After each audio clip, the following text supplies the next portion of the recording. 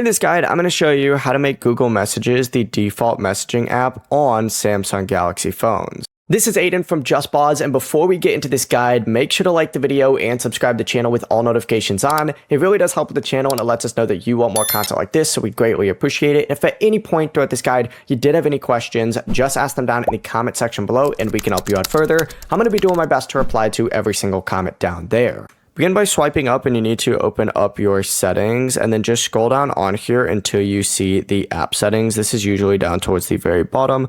Select it, and up at the very top, once this page loads, you're going to see an option to choose your default apps. So select choose default apps, scroll down on here, you're going to see SMS app. Open this up and then just make sure that you select Google Messages and set it as the default message instead of Samsung Messages or another messaging app. From here, you can just go back to the SMS app menu and then confirm that Google Messages is still selected. And from now on, your phone will use Google Messages for sending and receiving text messages. The process is as simple as that. Before you do leave, make sure to like the video and subscribe to the channel with all notifications on. It really does help with the channel, and it lets us know that you want more content like this. We'd greatly appreciate it. And if at any point throughout this guide you did have any questions, just ask them down in the comment section below, and we can help you out further. I'm going to be doing my best to reply to every single comment down there. Peace.